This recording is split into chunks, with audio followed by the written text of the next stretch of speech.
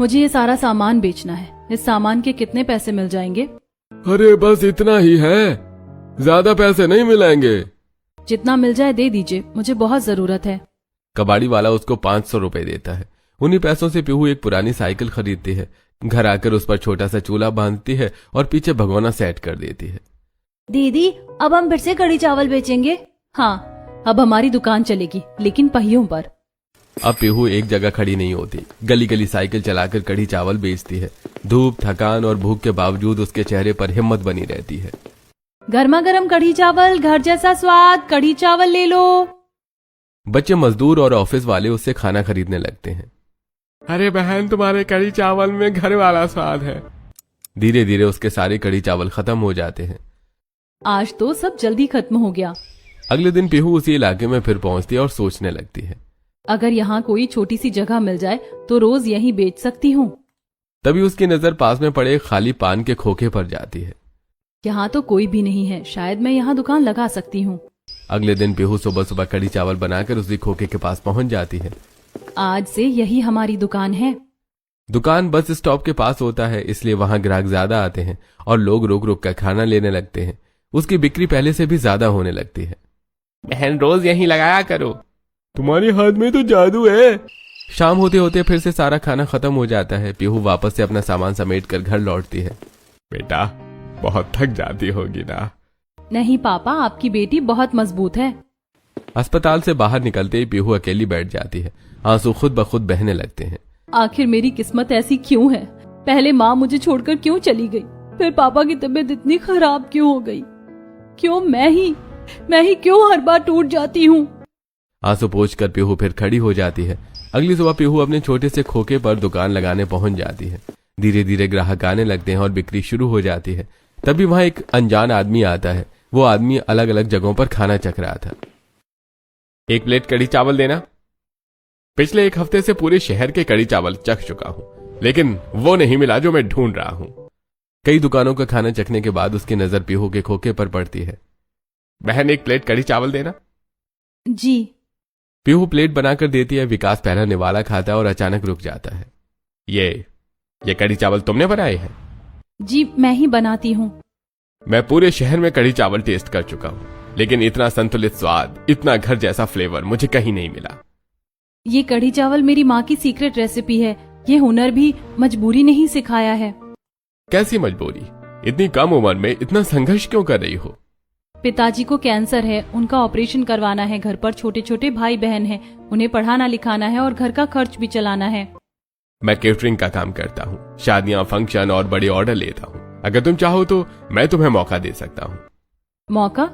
कैसा मौका? मेरे साथ केटरिंग का काम करो, शादियों में कढ़ी चावल का स्टॉल लगाओगी। पीहू कुछ देर सोचती है। उसे पापा का चेहरा याद आता है, भाई बहनों की जिम्मेदारी याद आती है। अगर इससे मेरे पापा का इलाज हो सकता है तो मैं तैयार हूँ। ठीक है, आज शाम तैयार रहना। मैं तुम्हें पहली शादी का ऑर्डर दिलाऊंगा। शहर के सबसे अमीर घर की शादी है। पीहू तुरंत हाँ कर देती है। उसे पैसों की जरूरत थी। उस दिन पीहू केटरिंग वाली के साथ जाती है और शादी में कढ़ी चावल बनाकर तैयार करती है। पीहू शहर के सबसे अमीर घराने के इकलौते बेटे वेद की शादी में कढ़ी चावल परोस रही थी। उसी समय अंदर दूल्हे का परिवार घबराया हुआ बैठा है। ये क्या हो गया? दुल्हन भाग गई? वो वेद की पसंद की लड़की थी, हमें धोखा दे गई। बाहर मीडिया खड़ा है, अगर बात फैल गई तो हमारी इज्जत खत्म हो जाएगी। चुनाव आने वाले हैं, राजनीतिक लोग बाहर हैं, बदनामी हो गई तो सब खत्म हो जाएगा। अब क्या करेंगे दादी? अभी शादी रुक नहीं सकती, किसी भी कीमत पर हमारी इज्जत बचनी चाहिए। दादी सास बाहर आती हैं और लोगों को खाना परोसती हुई पीहू को देखती हैं। पद्मिनी जी धीरे से विकास से पूछती हैं, ये लड़की कौन है? गरीब है लेकिन बहुत ईमानदार और मेहनती है। इस लड़की को अंदर लेकर आओ। पीहू को अंदर बुलाया जाता है। पीहू घबरा कर अंदर जाती है। हमें अपनी इज्जत बचानी है। क्या तुम हमारी बेटी से शादी करोगी? बदले में तुम जो चाहे हम तुम्हें वो दे सकते हैं। विकास ने हमें बताया कि तुम्हारे पिता को कैंसर है। जी? क्या सोच क्या रही है लड़की? कढ़ी चावल बनाकर तू कभी अपने पिता का इलाज नहीं करवा पाएगी। पीहू के दिमाग में पिता का इलाज, भाई बहनों का भविष्य, टूटा घर सब घूमने लगता है। अगर मैंने हाँ कहा तो पापा बच सकते हैं। अगर मेरे पापा का इलाज हो जाए तो मैं शादी के लिए तैयार हूँ। उसी मंडप में जहां दूसरी दुल्हन की शादी होनी थी, अब पीहू दुल्हन बनकर बैठी है। जिस लड़की ने सुबह तक साइकिल पर कड़ी चावल बेचे थे, वो रात होते होते करोड़पति घर की बहू बन चुकी थी। दरवाजे पर उसकी सास आरती की थाली लेकर खड़ी होती है। पीहू का गृह प्रवेश होता है और उसके बाद मम्मी जी, पापा का ऑपरेशन बहुत जरूरी है। ले लो, ये चेक है, कल सुबह ही ऑपरेशन करवा दो। पीहू पैसे लेकर तुरंत अस्पताल पहुंचती है। पिता किशोर जी को ऑपरेशन के लिए तैयार किया जाता है। ऑपरेशन सफल हो जाता है। कुछ दिनों बाद किशोर जी ठीक होकर बस्ती वाले छोटे से घर में आ जाते हैं। बेटा, तूने ये सब कैसे किया? इतना बड़ा घर, ये शादी। पापा, आप बस ठीक हो जाओ, मैं ठीक हूँ। हर्षित और साक्षी को स्कूल में भर्ती करा दिया गया है। उनकी पढ़ाई का पूरा खर्च ससुराल वाले उठा रहे हैं। गृह प्रवेश के बाद पीहू पहली बार रसोई में जाती है। पीहू बड़े पतीले में कढ़ी तैयार करती है। पूरा घर महक उठता है। टेबल पर सब बैठे हैं, अनिल कुमार जी, गायत्री जी, पद्मिनी जी, वेद और कुछ रिश्तेदार। लीजिए गर्मा गर्म कढ़ी चावल। सब चुपचाप खाते हैं, लेकिन कोई तारीफ नहीं करता। पीहू उम्मीद भरी नजरों से सबको देखती है, लेकिन कोई कुछ नहीं बोलता। इससे बेहतर मेरा जीवन मायके में था। यहाँ सबके पास तो सब कुछ है, लेकिन अपनापन नहीं। दिन गुजर जाता है और रात को पीहू और वेद अपने बड़े लग्जरी बेडरूम में हैं। पीहू हिम्मत जुटाकर बात करती है। वेद जी, आज का खाना कढ़ी चावल आपको कैसा लगा? देखो पीहू, मुझे घरेलू बनने की कोई जरूरत नहीं है। तुम मेरी सिर्फ बीवी नाम की हो। पीहू के आंसू बहने लगते हैं। वो बेड पर बैठकर रोने लगती है। भगवान, क्या यही लिखा था मेरी किस्मत में? करोड़पति बहू बनकर भी मेरे नसीब में प्यार नहीं है। वेद सोफे पर लेट जाता है। पीहू बेड पर अकेली बैठी रहती है। अगली सुबह पीहू सिंपल सूट में, बालों में साधारण चोटी बनाए, बिना ज्यादा मेकअप के तैयार होकर नीचे रसोई की तरफ जाती है। अरे ये क्या बकवास है? तुम अब कढ़ी चावल बेचने वाली नहीं हो, तुम अनिल कुमार जी के घर की बहू हो।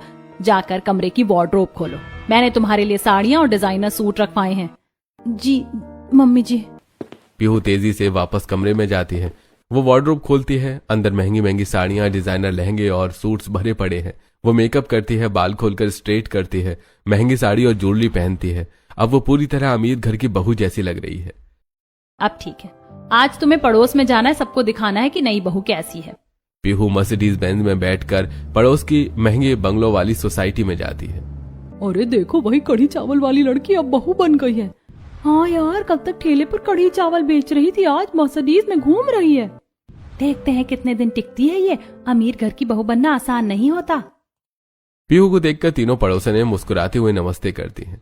कुछ दिन ऐसे ही गुजरते हैं और एक दिन पीहू अपने घर जाती है, जहां उसकी पुरानी सहेलियां रिया, प्रिया और नेहा उसे मिलने आती हैं। पीहू, तेरे बाल तो एकदम सिल्की हो गए, इतने अच्छे कैसे हो गए? हाँ यार, और स्किन भी ग्लो कर रही है, क्या राज है? यूरोप जाकर मेरे बालों को स्पेशल केयर करवाई गई है। वहाँ की सैलून में बहुत अच्छा ट्रीटमेंट होता है। वाह, अब तो तू पूरी लेडी बन गई है, कढ़ी चावल वाली से सीधे करोड़पति की बहू। हाँ, किस्मत ने एकदम पलट दिया। सहेलियां खुश होकर बातें करती हैं, लेकिन पीहू के मन में अभी भी वेद के ठंडे शब्द गूंज रहे हैं। पीहू अपने घर वापस आती है और रात को कमरे में एसी चल रहा है। वेद बेड पर सो रहा है। पीहू सोफे पर लेटी है, ठंड में कांप रही है। वेद चुपके से उठकर उसके ऊपर कंबल डाल देता है। एक ना एक दिन मैं इनका प्यार जरूर पालूंगी। अगले दिन सुबह 7 बजे पीहू वेद के लिए शर्ट और पैंट निकालकर बेड पर रख रही है। वेद बाथरूम से तौलिया में निकलता है। वेद जी, आपके कपड़े निकाल कर रख दिए हैं। ज्यादा हक जताने की जरूरत नहीं है पीहू। पीहू का चेहरा उतर जाता है। दिन बीतते हैं। पीहू रोज वेद के लिए टिफिन बनाकर देती है। एक दिन टिफिन में छोटी सी पर्ची रखी होती है। ऑफिस में वेद टिफिन खोलता है। पीहू की पर्ची पढ़कर वो कुछ पल के लिए रुक जाता है। बात तो सही है, हमारी शादी मजबूरी में हुई है, लेकिन अब जिंदगी भर इसी के साथ रहना है, चाहे समाज के लिए, परिवार के लिए या मेरे लिए। कोई ऑप्शन भी तो नहीं है। शायद हम अपने रिश्ते को एक मौका दे सकते हैं। शाम को 7 बजे वेद घर लौटता है। उसके हाथ में खूबसूरत गुलदस्ता और एक छोटा डायमंड ज्वेलरी सेट है। पीहू रसोई से बाहर आ रही होती है। ये तुम्हारे लिए। वेद जी, ये क्या? इतना सुंदर गुलदस्ता और ये डायमंड सेट? ले लो, अब तुम कढ़ी चावल बेचने वाली नहीं हो, तुम करोड़पति ससुराल की बहू हो। लेकिन इतना महंगा गिफ्ट? हाँ, मैंने सोचा, तुमने कहा था ना कि हम रिश्ते को मौका दे सकते हैं, तो शुरू करते हैं। पीहू की आंखों में खुशी के आंसू आ जाते हैं। वो गुलदस्ता सूंघती है और डायमंड सेट को लेकर मुस्कुरा देती है। थैंक यू वेद जी, आपने मुझे अपना लिया।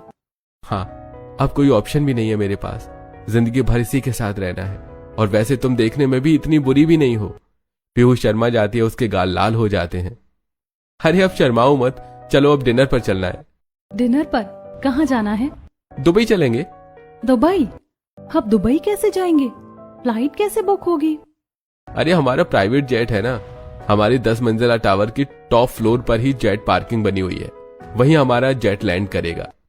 सच में? लेकिन मैं इस साड़ी में कैसे जाऊंगी? मैं तुम्हारे लिए ड्रेस लेकर आया हूँ। वेद एक बहुत खूबसूरत गाउन निकालता है, लंबा, फ्लोइंग, बटरफ्लाई प्रिंट वाला। उसमें छोटे छोटे डायमंड जड़े होते हैं। पीहू उसे पहनकर आईने के सामने खड़ी होती है। वो बिल्कुल प्रिंसेस जैसी लग रही है। वाह, ये तो बहुत सुंदर है। दोनों प्राइवेट जेट से दुबई पहुंचते हैं। बुर्ज खलीफा के सबसे ऊपरी रेस्टोरेंट एटमॉस्फेयर 442 मीटर ऊपर में डिनर करते हैं। नीचे दुबई फाउंटेन की लाइट्स चमक रही हैं। रोमांटिक म्यूजिक, कैंडल लाइट और शानदार व्यू। कैसा लगा? जैसे सपना हो। कभी सोचा भी नहीं था कि कढ़ी चावल बेचने वाली लड़की बुर्ज खलीफा में डिनर करेगी। तो बताओ फिर ये कढ़ी चावल बेचने के पीछे का क्या चक्कर है? पीहू कुछ पल चुप रहती है, फिर धीरे धीरे अपनी कहानी बताने लगती है। जब मैं 18 की थी तब मेरी माँ मर गई और कुछ दिन बाद पापा को कैंसर हो गया। मैंने ये काम शुरू किया। फिर क्या हुआ? डॉक्टर ने बताया पापा को कैंसर है। जो भी पैसा था सब इलाज में लग गया। घर की जमा पूंजी खत्म हो गई। अब हाल ये है कि रोज उधार देने वाले घर आकर पैसे मांगते हैं। एक तरफ पापा का इलाज, दूसरी तरफ कर्ज और ऊपर से छोटे भाई बहन की जिम्मेदारी, इसीलिए दिन रात मेहनत करनी पड़ती है। वे चुपचाप उसकी बात सुनता रहता है। कुछ दिनों बाद दोनों हनीमून पर स्विट्जरलैंड के लिए चले जाते हैं। बर्फीली पहाड़, झीलें, रोमांटिक विला। हनीमून से वापस आने के बाद अब सच सच बताओ, तुम्हारा कोई सपना है? आगे पढ़ना है, कुछ करना है? हाँ, मैं चाहती हूँ कि माँ की सीक्रेट रेसिपी वाला कढ़ी चावल का बिजनेस आगे बढ़ाऊं। पापा अब काम नहीं कर पाते, उनका ऑपरेशन हुआ है। अरे चिंता मत करो, हम तुम्हारी क्लाउड किचन बनवा देते हैं। तुम अपनी सीक्रेट रेसिपी वहां बनाओ। हम ऑनलाइन बॉक्स बनाएंगे, पैकिंग करेंगे और डिलीवरी करवाएंगे। इसी तरह तुम्हारे बिजनेस भी चलेगा और तुम पापा की मदद भी कर पाओगी। सच में? थैंक यू वेद जी। कुछ दिनों बाद गायत्री जी सीढ़ियों से नीचे उतर रही होती है। उनका पैर फिसल जाता है और वो गिरने वाली होती हैं कि तभी मम्मी जी! पीहू तुरंत आगे बढ़ती है। गायत्री जी उसके ऊपर गिर जाती हैं। पीहू अपनी सास को संभालने की कोशिश में सीढ़ी पर हाथ टिका लेती है। गायत्री जी बच जाती हैं, लेकिन पीहू का हाथ फ्रैक्चर हो जाता है। अस्पताल से वापस आने पर वेद अपनी माँ से कहता है, माँ, जिस लड़की ने आपको बचाने के लिए खुद दर्द सहा, वो आपके लिए बुरी कैसे हो सकती है? पीहू ने सिर्फ नाम की बहू नहीं, इस घर की असली बहू बनकर दिखाया है। हाँ बेटा, आज मुझे समझ आया। अगले कुछ दिनों में पीहू ससुराल में अपनी जगह बनाने लगी है। वो हर छोटी छोटी जिम्मेदारी निभा रही है। एक दिन पद्मिनी जी के पैरों में तेज दर्द है। वो बेड पर लेटी हुई हैं। दादी जी, ये मैंने आयुर्वेदिक तेल बनाया है, माँ के बताए नुस्खे से। आप लेटिए, मैं मालिश कर दूं। पीहू घुटनों के बल बैठकर दादी सास के पैरों की मालिश करती है। रात को अचानक पद्मिनी जी की तबीयत खराब हो जाती है। उल्टी और पेट दर्द शुरू हो जाता है। आप लोग चिंता मत कीजिए, मैं अभी खिचड़ी और दलिया बना देती हूँ। पीहू खुद हाथों से हल्का दलिया खिचड़ी बनाती है और दादी सास को खिलाती है। आप जल्दी ठीक हो जाइए दादी जी, मैं रोज यही बना कर दूंगी। 2 दिन बाद अनिल कुमार जी की बड़ी बिजनेस मीटिंग चल रही है। बोर्ड रूम में 8-10 बड़े बिजनेसमैन बैठे हुए हैं। डील के पेपर साइन होने वाले हैं। तो जेंटलमैन, ये डील फाइनल है, साइन कर दीजिए। तभी पीहू चाय का ट्रे लेकर अंदर आती है और वो पहले कॉलेज में अकाउंट्स पढ़ती थी, इसलिए नंबर और कैलकुलेशन उसकी मजबूती है। वो पेपर पर एक नजर डालते ही रुक जाती है। सॉरी टू इंटरप्ट सर, लेकिन ये डील प्रॉफिटेबल नहीं है। अगर हम इस रेट पर साइन करते हैं तो अगले 6 महीने में हमें 18% का लॉस होगा। पूरा बोर्ड रूम सन्नाटे में आ जाता है। सब हैरान होकर पीहू को देखते हैं। पीहू, हमें तुमसे पूछने की जरूरत नहीं है, तुम चुपचाप बाहर जाओ। पीहू चुपचाप बाहर चली जाती है। एक बार दोबारा चेक कर लेने में क्या जाता है। 10 मिनट बाद अनिल कुमार जी मुस्कुराते हुए बोर्ड रूम में कहते हैं, डील कैंसिल। जेंटलमैन, ये लड़की सही कह रही थी, अगर हम साइन कर देते तो भारी नुकसान होता। मीटिंग खत्म होने के बाद अनिल कुमार जी पीहू के पास आते हैं। तुम समझदार लड़की हो पीहू, सिर्फ घर की बहू नहीं, हमारे बिजनेस को भी संभाल सकती हो। शाम को पीहू साधारण सूट में मीडिया कॉन्फ्रेंस में जा रही होती है। अरे रुक बहू, भले ही तुम्हारी शादी जबरदस्ती हुई हो, लेकिन बाहर लोगों को तो दिखाना पड़ेगा ना कि हमारे घर की बहू कितनी लग्जरी लाइफस्टाइल जी रही है। गायत्री जी पीहू को वार्डरोब में एक बेहद महंगी डिजाइनर साड़ी, हीरे की ज्वेलरी और ब्रांडेड हैंडबैग निकाल कर देती हैं। अब जाकर तैयार हो, आज हम सब मिलकर बाहर डिनर पर जा रहे हैं। रोल्स रॉयस में जाएंगे। पीहू तैयार होकर नीचे आती है। लग्जरी गाड़ी, हीरे की नेकलेस, ब्रेसलेट और महंगी जूतियां। वो अब पूरी तरह करोड़पति परिवार की बहू जैसी लग रही है। अब ठीक है, चलो। पूरा परिवार लग्जरी कार में बैठकर शहर के सबसे महंगे रेस्टोरेंट में डिनर करने जाता है। बाहर मीडिया और लोग देखते रह जाते हैं। बाहर से तो सब लग्जरी है, लेकिन अंदर से अब धीरे धीरे ये घर भी अपना लगने लगा है। 6 महीने बाद माँ की सीक्रेट कढ़ी का ऑनलाइन ब्रांड पूरे शहर में मशहूर हो गया है। पीहू बाथरूम से बाहर आती है। हाथ में प्रेगनेंसी टेस्ट किट है। वो तेजी से नीचे डाइनिंग एरिया में जाती है। पूरा परिवार नाश्ता कर रहा है। सबको एक अच्छी खबर देनी है। क्या हुआ पीहू, सब ठीक तो है? हम माँ पापा बनने वाले हैं। मैं प्रेग्नेंट हूँ। एक पल के लिए पूरा घर सन्नाटे में आ जाता है। सच, हमारा बच्चा? पीहू, मैं बहुत खुश हूँ। मेरी बहू, तूने इस घर को पूरा कर दिया। भगवान करे मेरे पोते पोती को बहुत उम्र मिले। तुम दोनों ने इस घर में खुशियां लौटा दी।